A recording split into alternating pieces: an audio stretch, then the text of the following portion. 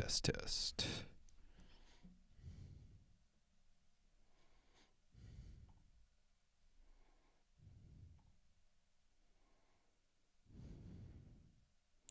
Testing, test, test, test. Testing, test.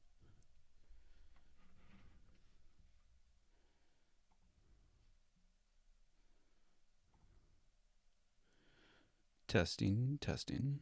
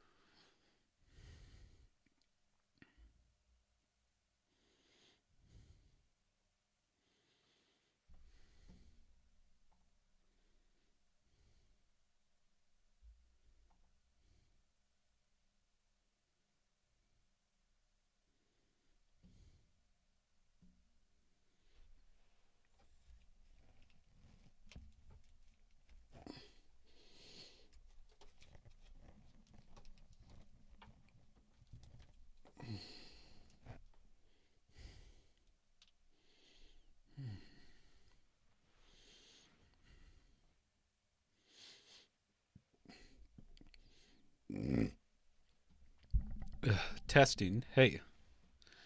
Uh, um. Yeah. So what?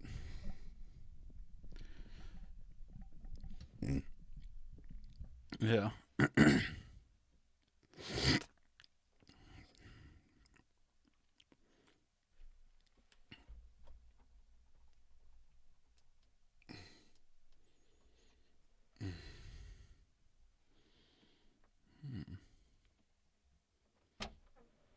He can't get in.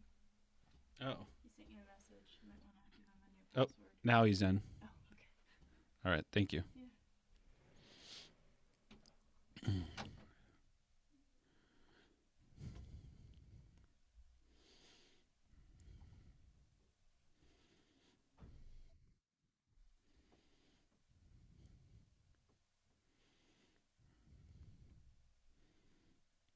Hey, Michael. Hey, how's it going, man? Sorry about that with the invitation. It's been I've been having issues with that. Yeah, no worries. Luckily, I went to your email and I found it. So or it's all good, buddy. All good. No worries. How are you today? I'm all right. Just run down. It catches up with you. Yeah, I feel you. Yeah. So Definitely feel you. yes. So is there anything? Now I'm gonna just keep it authentic. We'll jump right into this. Michael Unbroken, welcome to your transformation station. Hey, man, it is my pleasure. Thank you for your time and for being here with me. Excellent. No, I thank you. So you have a lot of history. I would love if you could illustrate everything that you've gone through while I sit here with an open mind. I got no questions in front of me. I'm right now, I resonate with your history. So I just wanted to be completely authentic as I could be for this conversation today. Yeah, totally. So background, I grew up in Indianapolis. My mother was a drug addict and alcoholic. When I was 4 years old, she actually cut off my right index finger. And so, What that kind of the gives you fuck? framework and, people What cut that off your reaction cut off and your that fucking is, finger? yeah, and that's very much that's a repeat of trauma, right? That's this generational trauma thing playing itself out again and again. And now I understand that. Obviously, when I was a kid, I didn't, right? Very different experience. Wait, hold on. She cut off your finger Yeah. for what? To sell it to get some drugs? I don't understand what the fuck what happened. I well, I don't understand either, so your guess is as good as mine. It's part of it's part of the human experience. I think unfortunately bad things happen to us. And trauma begets trauma, right? This is a continuation of a lot of bad things that I'm sure happened to her. Actually that I know happened to her. Unfortunately, whether it was an accident or on purpose or whatever the motive may have been, it happened. And I was 4 years old. So I don't have a recollection of that moment, that experience. And part of me is like, I'm happy that I don't, right? I Yes. remember lots of stuff in my experience, but not that particularly. So, it's something that over the course of my life, I went back, I actually tried to get medical records. I guess it was probably about 5 years ago. I was like, let me get some medical records. Let me dive into this. And they'd been expunged. So turns Mm. out that most hospitals, like again, I'm almost 40 years old. Like they didn't digitize a lot of that It's stuff. like So 7 years they usually keep the records in like a sure. warehouse or something. You sound like you've been through a lot of therapy because one, the way you're looking back and reflecting on your childhood social upbringing, you look at it through your adult mindset, but you also understand how your younger self was viewing things, and now you're articulating how things are now, and be able to distinguish what you were thinking back then, but also what you are thinking now. Does that make sense? Yeah. Well, I mean, look, if you want to create massive change in your life, you're going to have to do that. You're going to have to go through the healing process. You're going to have to go through the learning process. I think a big part of this is around education, right? Creating an understanding about the frameworks and kind of which the ramifications of traumatic experiences impact you. And I think far too often, and this was my experience for a long time, I sat with it. I played the victim role. I blamed other people. I said, this is your fault, this is their fault, whomever. And my life was a disaster at different periods of time. And so today, it's very different. And the reason why is from doing that work. And it wasn't just therapy. I think therapy is a great precursor, Mm-hmm. but also it can leave you short, right? I don't think therapy is about the tools to go to what's next. And so a big part of that for me was in personal development. It was in learning. It was in, going to the conferences, reading the books, and creating this gigantic transformation in my life Sure. by really just looking at life from the aspect of, I believe that we are all capable of, regardless of what we come from, living the life that we want to live. and Okay, so and what that was a long let, time. let me ask you this. All right, with age, is there a certain point in time that's around when you stop playing the victim card and you started understanding the impacts on your actions and on your thoughts, how that impacts you? Because everything is outside yourself. You're creating the trauma. You're creating all of that because you're holding on to it. When did that happen? When did that transition occur? Yeah, I think it was always kind of happening, right? Because if I go and look at myself as a child, I was always trying just to get to be an adult. Like I remember the only thing I ever wanted to do as a kid, I was like, I just want to be a grown up. I Yeah. didn't want to be a firefighter or an astronaut. I didn't want that. I Mm-hmm. just wanted to be a grown up because I was like, well, when I'm a grown up, nobody will tell me what to do, and I'll be able to live life how I want to live my life. And the thing that happened in that was by the time I was a grown up, yes, I was living my life, but through the wrong view, right? Perspective's everything. I was financially secure. I was working for a Fortune 10 company, but man, I was 350 pounds, smoking 2 packs of cigarettes a day, drinking myself to sleep. Mhm. And that was not in alignment with the life that I wanted to have. So, I'm 26, 25, 26 years old, and I'm just thinking to myself, like, what is next? And I'll never forget this. I was laying in bed. It's 11 o'clock in the morning. Again, I'm 350 pounds. I'm eating chocolate cake, smoking a joint, and watching the CrossFit games. And I'm just like, man, if that's not rock bottom, I don't know what is. And I went into the bathroom and I looked at myself in the mirror, and I just asked myself, like, what are you willing to do to have the life that you want to have? And the words no excuses, just results just really started reverberating in me. And that was really about stop negotiating with yourself. Stop making excuses for yourself. Stop getting in your own damn way. Because I was great at being a victim, right? I Mhm. was great at blaming the world. And it's a lot more difficult. And this isn't about culpability. Like, let's keep it real. Like, I'm not sitting here saying it's my fault because I had a terrible childhood. But the choices and the decisions that I made, those were Yes. all ramification of those experiences. And I had to take Agreed. ownership Agreed. over them. It led to But I you also had being to acknowledge overweight. it. It led to you being overweight. It led you to be sitting on your ass, smoking fucking weed, and doing watching TV. But what I feel like there's more to that story, like because when we look at change and actually how that occurs, if we really open that up, it is based off of usually an impact, an issue, something extreme that occurs in that moment that will realign you into a new direction. So, is there anything else in that story you haven't told me?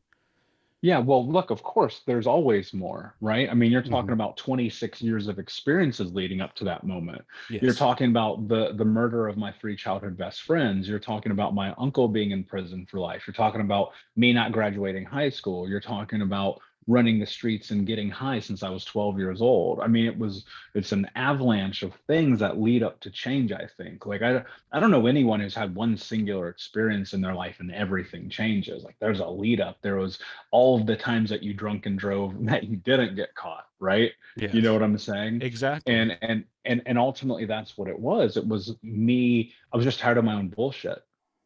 I was just tired of my own bullshit. There you go. And I got in my own face and I was aggressive about it. I said, change, fucking do something about this. There you go. And look, even in that moment, that was still this um in that it was a process, and Agreed. that it was a journey. Even today, it still is, right? I'm 11 years into this, right? I've spoken around the world. I've got best-selling book. I got a best, top listened to podcast, blah, blah, blah, all the shit. I'm Yes. always still doing the work, right? And Of that's the course. thing. Like, that's what I always try to teach people. Like, I don't know that you ever stop trying to become the person you want to be. No. So, it's baby steps every single day, man. I'm still learning. I'm still fucking up. I'm still impacting the world. Like it all Hmm. comes together. So it's But are just you about sharing those constant. fuck ups? Are you sharing that out loud, not just with yourself, but with your peer group, everybody you Oh, come in yeah. contact? Are you embracing your vulnerabilities as your authentic self? Yeah, of course. Look, I mean, here's the reality. Like, you can't be a leader if you won't talk about the truth. I mean, people, you listen to my podcast, they read the books, the truth is there. It's this conversation right now, right? This is where it exists. This is where it lives. I tell people all the time, failure is my best friend. Like, I fuck up all the Agreed. time because I Yes. use that information as data. And that's the reality, whether it's in running businesses or in coaching or writing or in podcast, like whatever I do, like Yes. I'm always just trying to be uncomfortable in it, because when you're willing to be uncomfortable, you grow, you learn about Good. who you are. And the truth is, there are a lot of people who just, they show you the sunny side. Hmm. They don't talk about the pain, the anxiety, the Yes. heartbreaks, the failures in business and leadership. And Hmm. and I use those all as learning. They're tools, and I Well, that's share that. fantastic because you're on your transformation station, and that's what we're going to talk about. So we're going to transition into a question that I just came into mind. How do you communicate with someone? Let's say you're a leader at a workplace, an environment. You have this trauma. You know everything about it. You can't stand to look at it, but you can understand it from a mile away. When you're trying to relate something to an employee or a peer, they have a different trauma because it's subjective, or they haven't experienced something not as deep as what you went through. How do you convey something that's authentic but can still inspire them? Yeah, look, I mean, at the end of the day, we're all having a human experience, right? And I'm not greater than or less than anyone. I look at everyone as a peer. I look at everyone as being on the same plane as me. And in that, one of the things that's been incredibly beneficial, because look, here's the truth. I've been leading teams since I was 18 years old. I had 52 people under me working in a fast food restaurant when I was a baby, basically. You know what I mean? And I've had hundreds and hundreds and hundreds of people under me Sure. up to today. And the number one thing, and I've learned, I've made every mistake. Let me be very clear about that in leadership and in business. But the one thing that I always try to do when I'm conveying and I'm having these conversations with people in the workplace is it's not about me. That's first and foremost. It's not about me Sure. because that's not my job as a leader. My job as a leader is to help our team complete the mission. And when you let your ego interject in that, and it's not that I don't have one, but when it's about being right as opposed to accomplishing the goal, you're going to lose every single time. Right. And so my thing is like, I want to empower people. If you work for me, you have to do personal development. You have to, it's a requirement, it's a prerequisite, right? You have to go through this process of learning, of growing, of understanding different concepts, of learning different tools, because the biggest thing that I ever want to do as a leader is I want to put you in a position to be successful in Sure. your life. Because So then how I'm do good. you I know manage how to a take care team? of me. Yes. How do you manage a team? Tell me about that. That's what I want to know. If they everybody has a different issue.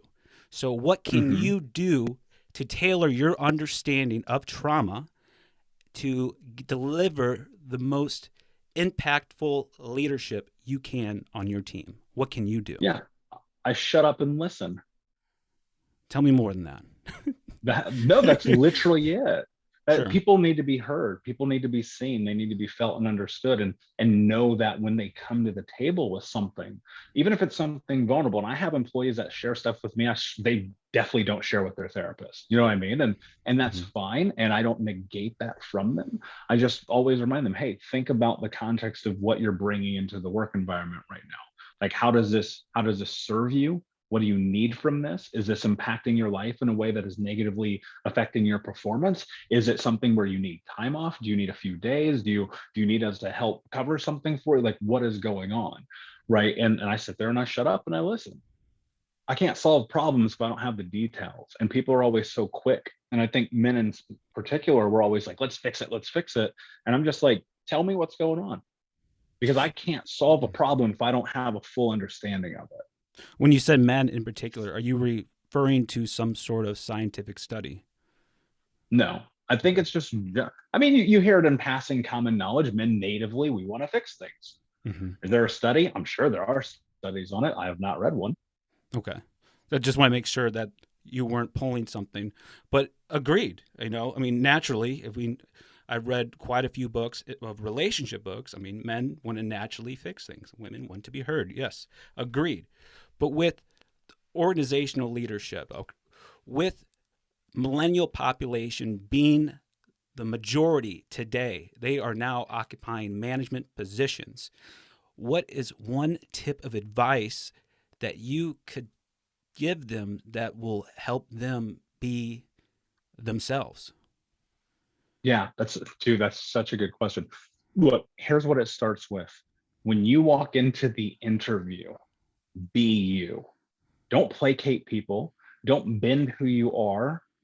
Don't be anything other than you, because I'll tell you what's going to happen. This happens all the time, and people blame the work, they blame the boss, they blame the company, they blame the corporation about fit. They go, it's their fault I don't fit in. No, it's your fault because you're a person who came into the interview off the bat and you placated who you are so that you could get employment. Whereas the reality is, if you were just you, you might have got the job anyway. Don't bend who you are to fit into a mold, because I promise you, on a long enough timeline, you're going to be miserable. that was me for a long time. I worked a corporate job, worked for a Fortune 10 company when I was 20 years old. I bent who I was. I hated it. I was miserable for 6 years, right? There you And go. that's the Yes. number one thing I can tell people is when you start to put yourself in this position of I want to go in and make impact on the world. If you hate, like the people who hate Mondays, right? They're like, oh my God, the people who are working for the weekend.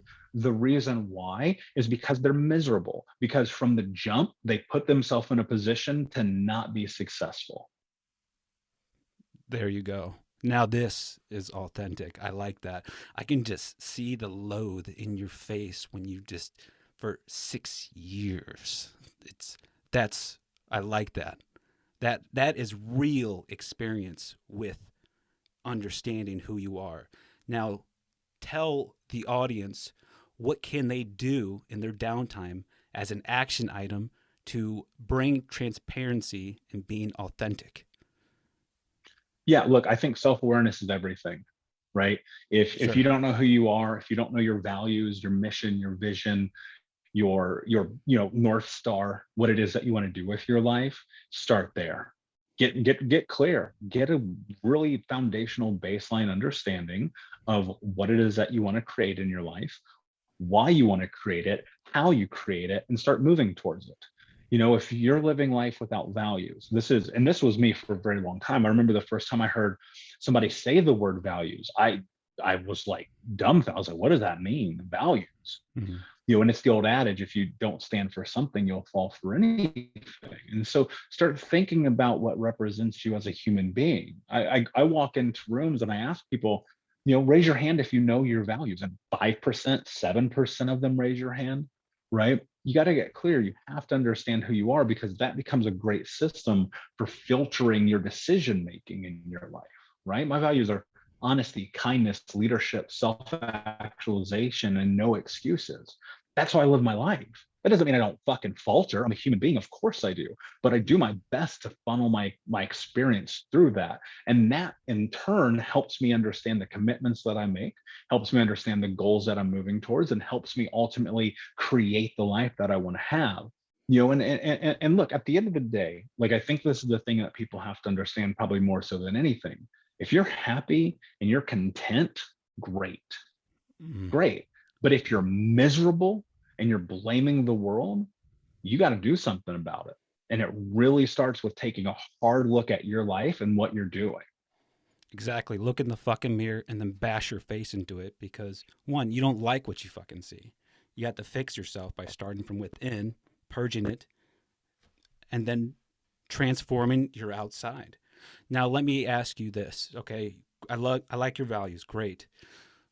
When you're trying to convey yourself, you have emotion behind your words. You and I are very similar. I like that. How can you convey your message through an email, through a text? Um, it's contextual first and Yes, it foremost. is. I think it's really important to have real conversations. Face to face is optimal, right? If not, video is better. Yeah, we're in a Um, virtual I, world, so it's difficult now. Yeah, we are, and we're gonna go in the metaverse here soon too. So we'll see what happens there. But ultimately, I think a lot gets lost in translation. A lot of the bigger mistakes I've made in my life were text messages, Agreed. right? Text Agreed. messages I shouldn't have sent, right? Phone calls that should have been had.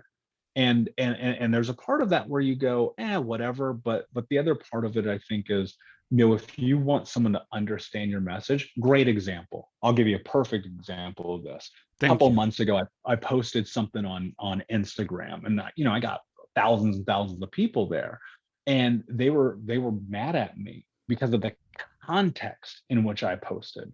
What I was trying to convey did not come through in the words. Miscommunication, Yes. right? And that made me sit and pause and realize and go, wait a second. If I'm going to write something, even though I believe it to be of a certain way, is that actually conveyed in the way that other people are interpreting it? Because miscommunication, I think, is ultimately one of the worst things that happens in any aspect of life. You're like, Mhm. no, I was thinking about it this way, but you misinterpreted it that way. Whose fault is that? That's my fault, right? And so that really made me step back and go, how am I using my words? Words have power. Make sure that you're paying attention to the way that you put words into the world. Because for me, I can say, stop being fucking lazy, get off your ass, take care of yourself, do the hard work. And Mhm. somebody else hears that and they feel inundated. Mhm. They go, oh my God, the guy's attacking me.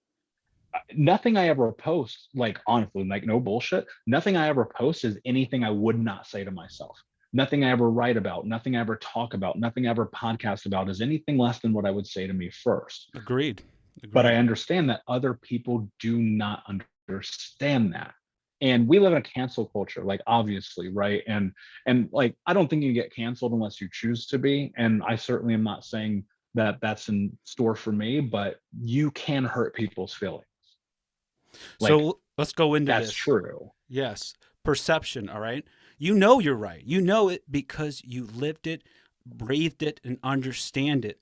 But there is always two sides to a story. There's tact on delivering a message. What tact did you use to correct yourself from that hiccup? And what is something that you can convey to our listeners to start implementing using the the message or the action item that you did to correct yourself? Yeah, I think the biggest thing in that moment is I just looked at it and I asked myself this question. If I was in a position where I was 10 years ago, 12 years ago, 20 years ago, and I read this, how would I have felt about it? Because ultimately what I am about, I'm about service. I'm about bringing value to people's life, about teaching them what I've learned, what I understand, what I've overcome in a way that it's practical for them to take it with them and influence and create massive change and transformation in their life. And so I looked at that and I said, that's not the way to do it. Talking at someone and talking to someone are not the same thing.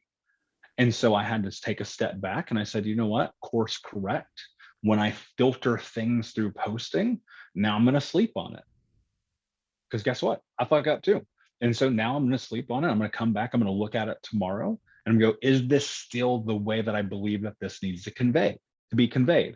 If yes, I'm putting it into the world. If no, let me course correct and rewrite it. Let me republish it. Let me go back through this due diligence of making sure that it's insightful and empowering and not necessarily motivational. I think motivation is like, man, whatever. But Yeah. can it get, is there a tool in there? Is there something tangible that someone can take from what I just said? And if there's not, then I need to think about what I'm doing. And that's the thing, like we're quick as human beings, I believe this, we're kind of just quick to go with our first reaction. We are reactive. And so one of the things I'm trying to be better at is being proactive, even in my own life, Sure. my own business. Having anticipation of what is to come, I think is really interesting to me right now. And I'm like, how can I anticipate, 4 moves ahead on the chessboard? Mm. Okay. So what you're describing is critical reasoning.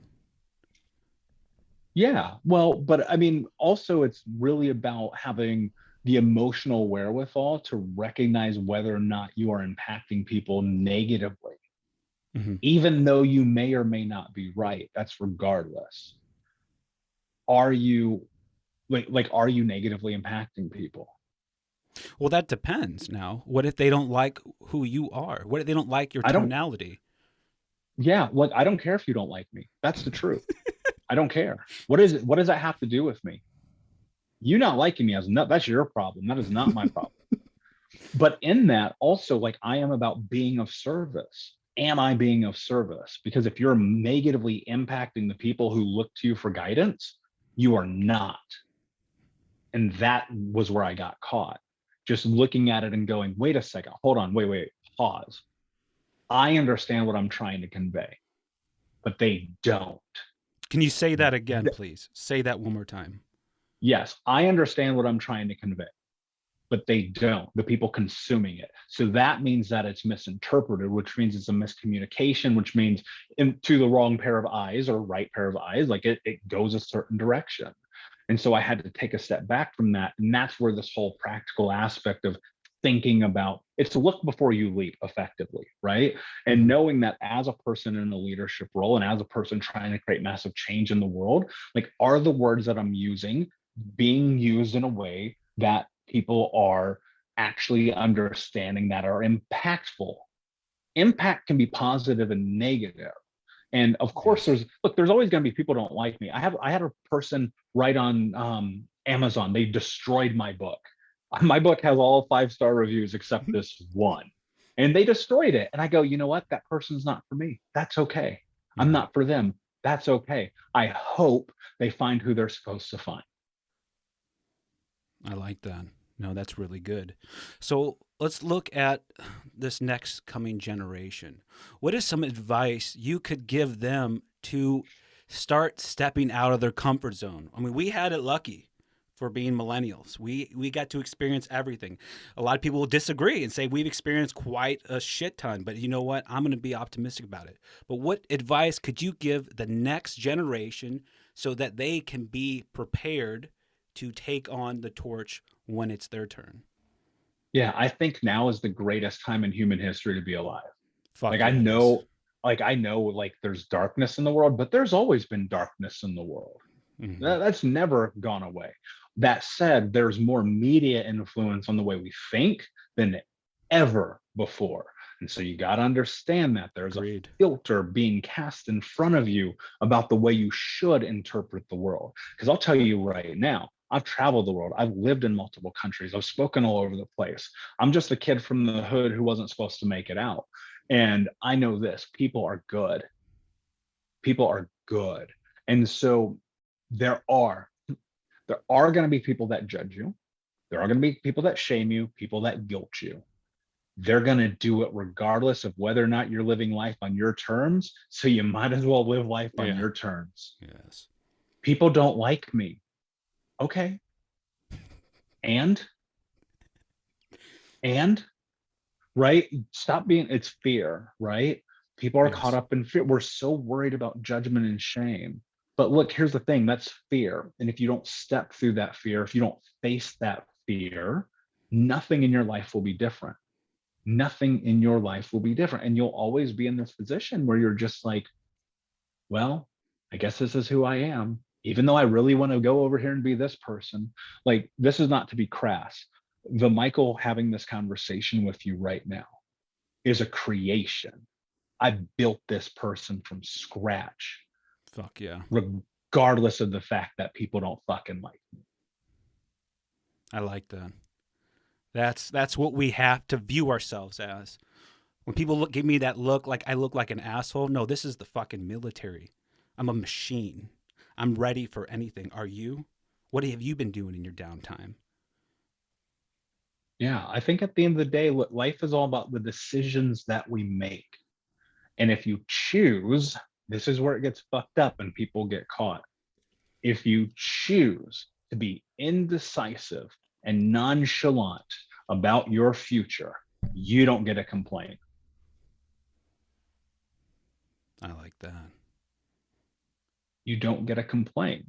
And that is a hard pill to swallow, because that means that you have to do something difficult and take responsibility for your life. Because look, there's no Disney moment. Nobody's coming to save you. Nobody cares either. And that's not to be an asshole. I promise. It's just the reality of the world. And we sit here waiting for fucking Prince or Princess Charming to come and save us and take us and sweep us away to what's next in our life. They're not coming. You've got to be the hero of your own story. You've got to be willing to face all of the darkness, to cross the thresholds into the unknown, to look at it from this perspective and understanding that at the end of the day, you're going to die, right? Period. That is Mm-hmm. the worst case scenario. Yes. It doesn't actually get worse than that. Death is the end. And I don't know about you, but when I die, I don't have any fucking regrets. And that's how I try to live my life every day. Be uncomfortable, do difficult things, challenge the narrative that you have about who it is that you're capable of being. Like, to an extent, like, I really truly believe like you can do anything in your life, but I can't believe in you for you. And if you don't believe in yourself, who will? Exactly. Now, when you started to craft this new Michael, the Michael Unbroken, you like how I said that? It was Yeah, very, it go. was elegant. Was crushed it. What was the difficult part when you started to negotiate this character when you came in contact with people you've known in your past as you were changing your identity? Man, that is the question, right? Like, that's phenomenal. Look, here's the reality. And one of my mentors taught me this, and it really rings true. Like, to get what you want in life, you're gonna have to give something up. You're gonna have to. There you go. And a lot of times it's the people. And that's not to say those people don't bring value to you. That's not to say you don't love those people or cherish those people. But if you want to change the world, you're not going to do it at happy. You know what I'm saying? Like the truth about it is, I distinctly remember these pivotal turning points in my life of, I'm going to go into sobriety. I'm going to go into celibacy. I'm going to stop going to the club on Friday nights. I'm going to stop being party guy, and I just watched people dwindle away. I just watched it. Mm-hmm. It was this shifting. It was a changing of the tide, where even people, the people I thought were my best friends, Oh, right? they My burned. best friends are not those people any longer. Why? Because people are terrified of the idea of change.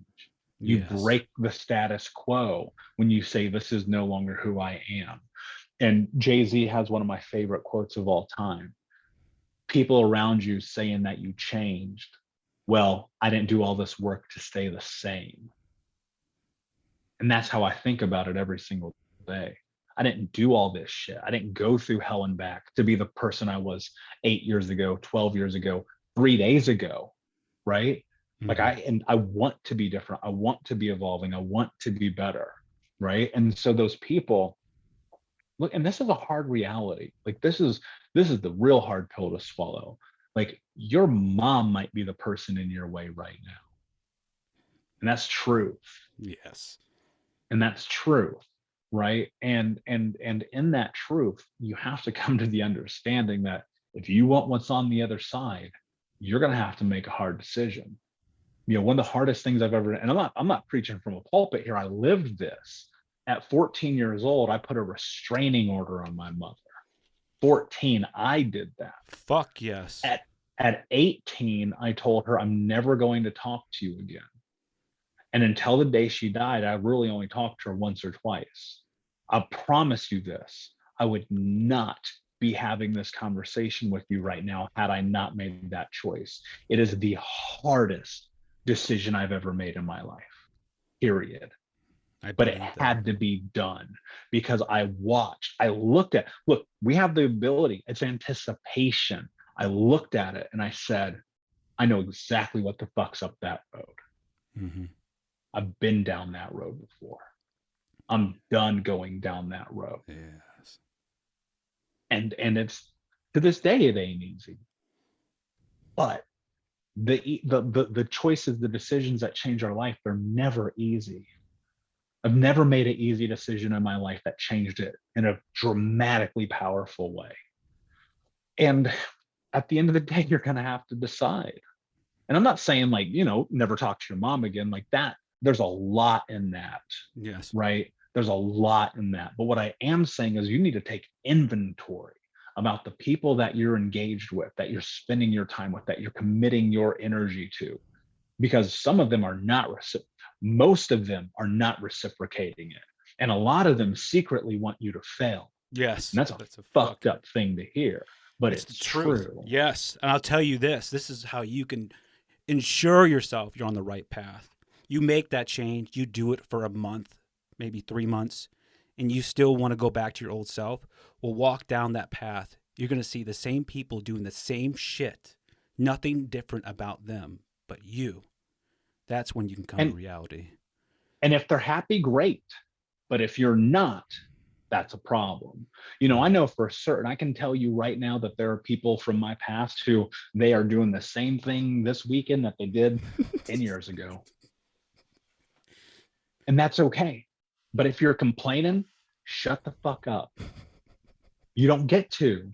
You don't get to complain and not be willing to do the work. You just don't. Because if you sit around and you complain all day and you're not willing to do the work, you're Yeah. spinning. You're a hamster on a wheel. Do something. Do something. Hell yeah. Fucking Michael. I like that. What can you leave our audience with that I haven't already asked you? Yeah, man. Look, I think at the end of the day, I'll give you something really practical here. Please. People right now are always talking about mindset.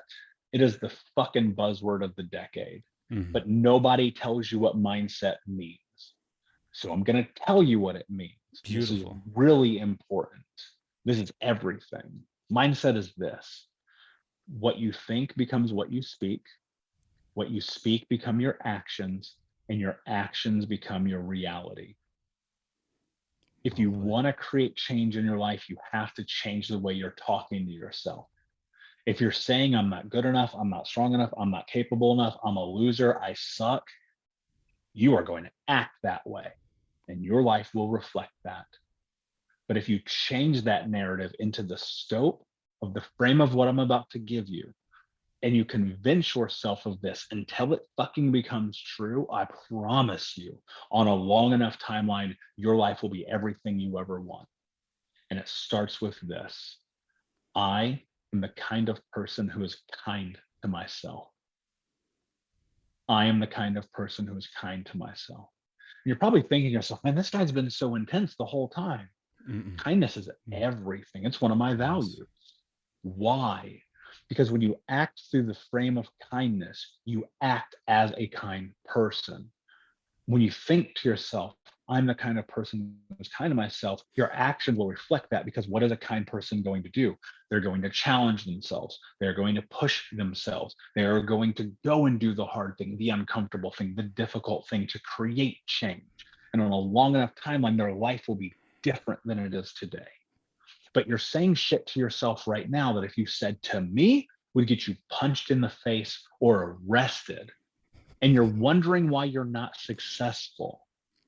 Change the way you mindset is this: what you think becomes what you speak becomes your actions, and your actions become your reality.